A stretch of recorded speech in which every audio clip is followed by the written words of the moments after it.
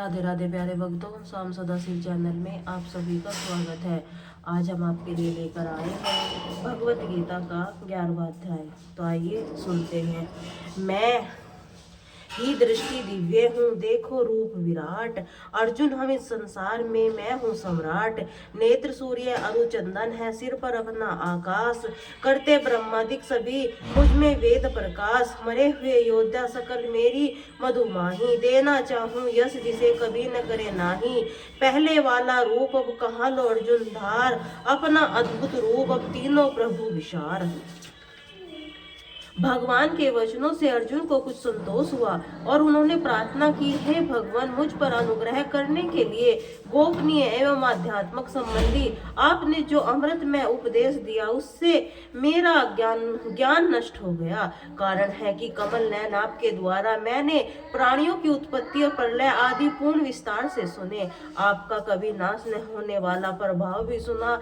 हे परमेश्वर, आपने अपने संबंध में जो कुछ भी कहा था उपयुक्त है, किंतु हे पुरुषोत्तम, मेरी इच्छा आपके रूप को प्रत्यक्ष रखने की है। एवंत हे प्रभु, यदि आप यह उचित समझते हैं, आपका यह स्वरूप मैं देख सकता हूँ, तो हे योगेश्वर, आप मुझे अपने दिव्य विनाशी स्वरूप का दर्शन कराइए। अर्जुन की विनम्र प्रार्थना पर भगवान बोले, हे पार्थ, विभिन्न प्रकार एवं नाना वर्ण अनेक आकृति वाले सैकड़ों तथा हजारों रूपों को देखो। हे भारत, मेरे अंतर्गत 12 आदित्य, 8 वसुओं, 11 रुद्रों, दोनों अश्विन कुमारों एवं 49 मरुद गणों को देखो। इसके अतिरिक्त और भी बहुत से आश्चर्यमय रूपों को देखो जो इससे पूर्व कभी नहीं देखे।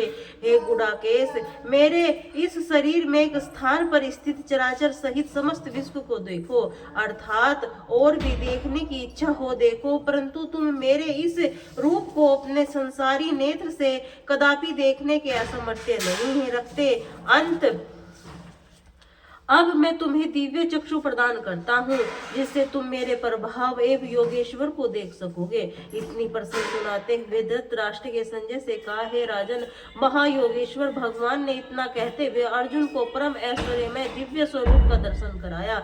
अनेक नेत्रों से युक्त, अनेक अद्भुत दर्शनों वाले, बहुत प्रकार के आभूषणों से युक्त बहुत से दिव्य अस्त्रों के हाथों में धारण किए, दिव्य माला वस्त्र पहने, दिव्य गंध का अनुलेपन किए, विभिन्न प्रकार के आश्चर्यदायक अलंकारों से अलंकृत समीप विराट स्वरूप परमात्मा को अर्जुन ने देखा। आकाश में शस्त्र सूर्यों में एक समान उदय होने से जितना प्रकाश हो, वह भी उन विश्व रूप परमात्मा के समान नहीं हो सकता था। ऐसे अद्भुत एवं आश्चर्यमय स्वरूप को देख अर्जुन ने उस समय अनेक प्रकार के विभक्त हुए। समस्त जगत को उन देवादिदेव एवं भगवान श्री कृष्ण के दिव्य मंगल शरीर से एक ही स्थान पर स्थित हुआ दर्शन किया। तदनांतर आश्चर्य बुद्धि से पुलकित शरीर वाले अर्जुन के विराट रूप भगवान को श्रद्धा सहित सिर से प्रणाम किया और करबंद प्रार्थना की। हे अर्जुन, प्रार्थना आरंभ करते हुए कहा, हे देव, आपके इस दिव्य शरीर से समस्त देवों, अनेक भूत गण के समुदाय, कमला, सनासीन, ब्रह्मा, वेद महादेव, सभी महर्षि, दिव्य नागों को देख रहा हूँ। हे द्विषपति, अनेक हाथों, मुखों, नेत्रों तथा पेट संयुक्त चारों ओर से अनंत रूप युक्त मैं आपका दर्शन कर रहा हूँ। साथ ही मुझे आपका आदि मध्य अंत भी नहीं दिखाई पड़ता। है प्रभु, मैं आपके मुकुट, गदा और चक्र सहित तेजो में प्रकाश्यमान प्रदीप्ति अग्नि सूर्य की भांति ज्योतिमान देखने में प्रतीत प्रेम को ऐसे आपको सभी ओर से देखता हूँ। हे सनातन पुरुष, आप ही परम अक्षर इस जगत में आधारभूत हैं। आप ही धर्म के रक्षक, अविनाशी आदि पुरुष हैं, ऐसा मेरा मत है। आदि मध्य एवं अंत में रहित परम सामर्थ्यवान, अनंत भुजाओं से युक्त आपके चंद्र और सूर्य तो नेत्र हैं। प्रदीप्त अग्नि तुल्य आपका श्रीमुख, परम तेज आपके इस दिव्य की ताप पहुंचा रहे हैं, ऐसा मैं देख रहा हूँ। हे महात्मन, समस्त आकाश जो स्वर्ग और पृथ्वी के मध्य में है, समस्त दिशाएं भी आपसे पूरित हैं। इतना ही नहीं, आपके आश्चर्य भयंकर स्वरूप को देख तीनों लोक विस्थापित हो रहे हैं। समस्त देव समूह आप ही में प्रवेश कर रहे हैं तथा उनमें से बहुत आपके स्वरूप में भयभीत होकर करबंद खड़े होकर आपका गुणानुवाद अनुवाद गा रहे हैं। महर्षिगण तथा सिद्धों के समाज उत्तम ओजन सिद्धांतों से आपकी प्रार्थना करते हुए आपको ही प्रसन्न करने की चेष्टा करते हैं। रुद्र, आदित्य, वसु, सांध्य गण, विश्वदेव, अश्विनी कुमार, गरुड़ गण, पितृ समूह, गंधर्व, यक्ष, राक्षस, सिद्धि गण आश्चर्यचकित होते हुए एकटक आप ही की ओर देख रहे हैं। महाभाव, आपके अनेक मुख और नेत्रों वाले एवं बहुत से हाथ, जंगा और चरणों वाले, बहुत से उदरों तथा बहुत सी विकराल दाढ़ों से युक्त अत्यंत महाविलक्षण रूप को देखकर संपूर्ण लोक ही व्याकुल नहीं हो रहे हैं, वर्ण में स्वयं ही व्याकुल है। विष्णु आकाश पर्यंत पहुंचे हुए प्रकाश्यमान अनेक रूप संयुक्त विस्मित किए हुए सुख और विशाल नेत्र युक्त आपका दर्शन कर मैं अंतकरण में भयभीत हूँ और मेरे चित्त में धैर्य और शांति भी नहीं हो रही है। जगत त्रिवास प्रलय काल की अग्नि के समान प्रज्वलित मुखों में विकराल दाढ़ों को देखते हुए न तो मुझे दिशाओं का ही ज्ञान हो रहा है, न सुख ही प्राप्त हो रहा है। एवं हे देव, कृपा कर प्रसन्न होकर यह सब जिसने भी धृतराष्ट्र के पुत्र हैं, राजाओं के समूह भीष्म, द्रोण और कर्ण, अपने पक्ष के प्रमुख योद्धा गण आपके विकराल दाढ़ों से युक्त मुख में अति शीघ्रता से प्रवेश कर रहे हैं। उनमें कितने ही तो आपकी दाढ़ों के मध्य में इसी प्रकार लगे दिखाई पड़ते हैं जैसे पिसकर चूर्ण हो गए हों। जिसी प्रकार नदियों की अनेक धाराएं अपने प्रवाह कर चलकर समुद्र की ओर वेग से अग्रसर होती हैं, वैसे ही उसी वीरों के समूह आपको प्रज्वलित मुखों में प्रवेश करते चले जा रहे हैं। इसके अतिरिक्त जिस प्रकार विभो वंश वर्षा ऋतु की पतंगे अपने विनाश का कोई विचार न करते हुए भी प्रज्वलित अग्नि के वेग से प्रवेश कर जाती हैं, उसी प्रकार से ये सब अपने विनाश के लिए अत्यंत वेग में आपके मुखों में प्रवेश कर रहे हैं। हे विष्णु, आप भी प्रचलित मुखों से सब और वीरों को अग्रसर कर चाट रहे हैं। आपका परम तेजों में प्रकाश समस्त सिद्धि को अलौकिक तेज द्वारा पूर्ण रूप से तृप्त कर रहा है। हे देव श्रेष्ठ, आप मुझ पर प्रसन्न हो और कृपा कर बताइए कि अद्भुत स्वरूप वाले आप कौन हैं। साथ ही आपकी प्रवृत्ति जिससे मैं अनभिज्ञ हूँ उसे भी जानने की मेरी प्रबल इच्छा है। अर्जुन के वास्तविक तत्व जानने की इच्छा समझकर और तत्संबंधी अर्जुन की जिज्ञासा पर भगवान श्री कृष्ण बोले, हे अर्जुन, संसार का विनाश करने वाला मैं उस उग्र कर्मा महाकाल हूँ जो इन समस्त लोगों को नष्ट करने के लिए प्रवक्त हुआ हूँ। इसके लिए तुम्हें इतना समझ लेना है कि शत्रु पक्ष में आए हुए समस्त योद्धा लोग तुम्हारे युद्ध न करने पर भी जीवित तो रह नहीं सकते।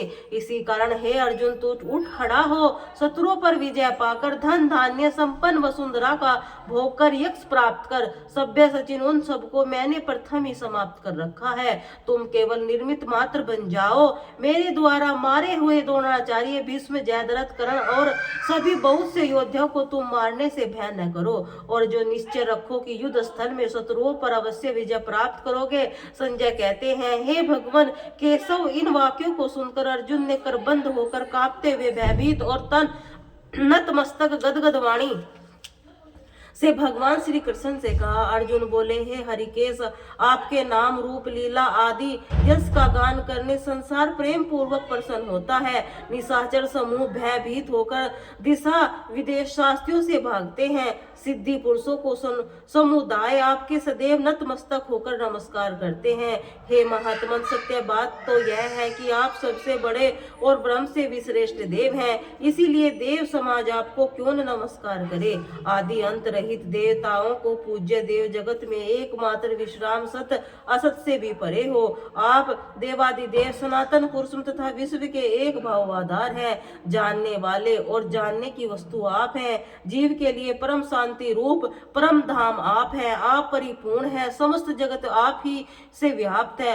वायु, यम, अग्नि, वरुण, चंद्रमा, प्रजापति और ब्रह्म को भी बनाने वाले पिता आप हैं। आपके लिए हजारों बार नमस्कार तथा बार बार नमस्कार है। हे प्रभु, आपके आगे पीछे सब ओर से नमस्कार है। आप ही समस्त जगत में व्याप्त और पराक्रमशाली हैं, इसीलिए सर्वरूप है। आपके प्रभाव को न समझकर और सखा मानते हुए श्री कृष्ण यादव, हे सखे, ऐसा जो प्रमाद प्रेम अथवा हास्य में भी जो कहा गया है, सोने बैठने भोजन काल में अथवा अकेले या मित्र मंडली के मध्य भी जो मेरे द्वारा कभी आपका अपमान हुआ है तथा सब अपराध का चिंत्यंत प्रभाव वाले आपसे मैं क्षमा चाहता हूँ। आप स्थावर जगम रूप इस लोक के लिए पिता गुरुओं से भी पूज्य गुरु हैं। तीनों लोकों में आपके समान अन्य कोई नहीं है और भी कैसे हो सकता है। इसीलिए सावधान होकर आपके चरणों को प्रणाम करके आपके प्रसन्न करने के लिए प्रार्थना करता हूँ, क्योंकि स्तुति करने योग्य केवल आप ही हैं।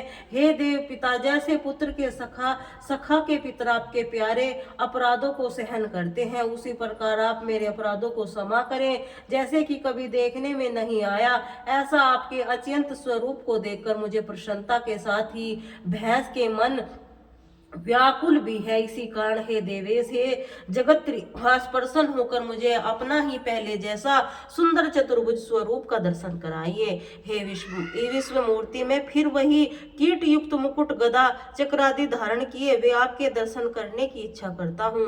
हेवंत हे शस्त्र बाहो, कृपा कर आप वही स्वरूप धारण करें। भगवान श्री कृष्ण अर्जुन की स्तुति को सुनकर बोले, हे अर्जुन, मैंने अपना दिव्य और तेजोमय स्वरूप को सबका आदि कारण असमीप है अपने योग शक्ति के प्रभाव से ही तुम्हें दिखाया है। तिसको तुम्हारे अतिरिक्त किसी अन्य ने इससे पूर्व कभी नहीं देखा। हे गुरुकुल शिरोमणि, संसार में न उग्र तपो से, न योगों से, न स्वच्छताओं से, नेकानेक दानों से, न किन्हीं अन्य प्रकार की क्रियाओं से भी मैं तुम्हारे अतिरिक्त दूसरे से देखा जा सकता है। एवं तब तुम निर्भय होकर अपने इच्छित उसी मेरे चतुर्भुज स्वरूप को पुनः देखो, जिससे कि मैं इस विकराल विराट स्वरूप के दर्शन से उत्पन्न हुई तुम्हारी व्याकुलता भी न करें और विमूढ़ता भी मिट जाए। इससे आगे और क्या वृतांत सुनने की धृतराष्ट्र की इच्छा समझकर संजय ने कहा, हे राजन, भगवान ने उपरोक्त वाक्य कहकर अपना चतुर्भुज रूप दिखाया। महात्माओं जैसे सौम्यतापूर्ण शब्दों में भयभीत अर्जुन को धैर्य प्रदान किया। अर्जुन भगवान के सुंदर स्वरूप का परवक्त दर्शन कर कहने लगा, हे जनार्दन, मानव रूप का दर्शन अब मैं स्थवरचित और शांत हो गया हूँ। तदपदरांत भगवान बोले, हे अर्जुन, यह चतुर्भुज स्वरूप जिसे तुम देख रहे हो देखने को अत्यंत दुर्लभ है। इतना ही नहीं, देवगण भी इस स्वरूप को दर्शन की नित्य अभिलाषा रखते हैं। सत्यता तो यह है कि न वेदों में न तप है न दान यज्ञों से भी मेरा यह स्वरूप देखा जा सकता है जिसे तुम देख रहे हो। हे अर्जुन, मेरे इस चतुर्भुज स्वरूप का प्रत्यक्ष देखने, विवेकी को जानने, प्राणी मात्र व संसार में प्रत्येक वस्तु के प्रभाव करने से, एकाकार वृत्ति में प्राप्त होने से केवल मेरे अनंत भक्ति को मूल कारण है। हेमंत पांडव, जो सब कुछ मेरा ही है ऐसा विश्वास कर मेरे लिए समस्त कर्मों को करने वाला, कुशक दूर कर प्राण मात्र वैर भाव रहित होकर तथा मेरे को ही अनंत भक्ति रखने वाला वही व्यक्ति मुझे प्राप्त कर लेता है। दक्षिण देश में एक तंद्रभगर नामक नगर का राजा सुखानंदन था। उसके नगर में एक बड़ा धनवान विद्वान पंडित रहता था। वह नित्य स्नान करके गीता जी के 11वें अध्याय का पाठ करता था। एक दिन उस राजा के पास देश देशांतरों से भ्रमण करते हुए कुछ अतिथि आए। राजा ने उन अतिथियों को बड़ी हवेली खुलवा दी। प्रातःकाल राजा अपने पुत्र सहित अतिथियों के दर्शन करने गया। राजा ज्ञान की बातें सुनने लगा, राजकुमार खेलने लगा। वहां एक प्रेत ने राजा के पुत्र को मार दिया। राजा और अतिथि उस प्रेत के पास पहुंचे। एक अतिथि ने प्रेत से पूछा, तू प्रेत क्यों कर हुआ और राजकुमार को क्यों तूने मारा? प्रेत बोला, मैं पिछले जन्म में ब्राह्मण था, खेत में हल जोतता था। एक दुर्लभ ब्राह्मण मेरे खेत में आकर गिरा। चील कौवे उसका मांस नोच नोच कर खाने लगे। मैं खड़ा खड़ा देखता रहा। इतने में एक ब्राह्मण वहां आया। उसने मुझे कहा, तू यज्ञोपवीत धारण ब्राह्मण और नहीं चांडाल है, क्योंकि तेरे खेत में ब्राह्मण का मांस चील कौवे नोच नोच कर खाती हैं। तू प्रेत योनि को प्राप्त होगा। मैंने चरण पकड़कर पूछा, फिर मेरा उद्धार कैसे होगा? ब्राह्मण ने कहा, गीता के 11वें अध्याय का पाठ स्मरण करने से तेरा उद्धार होगा। धर्मनिष्ठ ब्राह्मण ने गीता के 11वें अध्याय का पाठ करके प्रेत पर जल छिड़का। वह तत्काल प्रेत योनि से छूटकर देवदेह को प्राप्त हुआ और जितने जीव उसने खाए थे, तिन सब का उद्धार हुआ। राजा का पुत्र सावधान हुआ, श्याम सुंदर चतुर्भुज रूप होकर खड़े हो गए। स्वर्ग से विमान आए। तब प्रेत बोला, हे राजन, आपने पुत्र से मिला। जब वह मिलने लगा तो पुत्र बोला, हे राजा, जिसके कुल में एक वैष्णव होवे उसके कई कुलों का उद्धार होता है। तू बता, वैष्णव है? तब राजा ने मोह करके कहा, पुत्र तू किसको कहता है?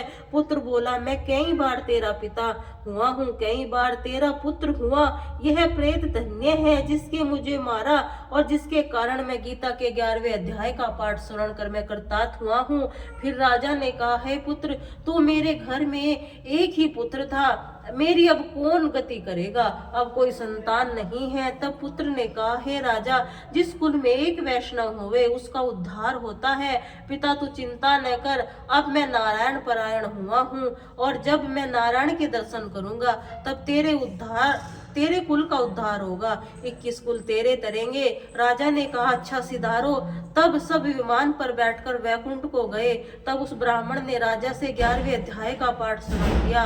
मन में कहा, अब बुद्ध पुत्री कोई नहीं, विरक्त होकर गीता का पाठ किया करे, तुलसी में जल डाला करे। ब्राह्मण साधु चले गए। राजा भी परम भक्ति का अधिकारी हुआ। नारायण जी कहते हैं, हे लक्ष्मी, ये 11वें अध्याय का महात्मन जो मैंने कहा तुमने श्रवण किया है। बोलिए श्री राधे राधे।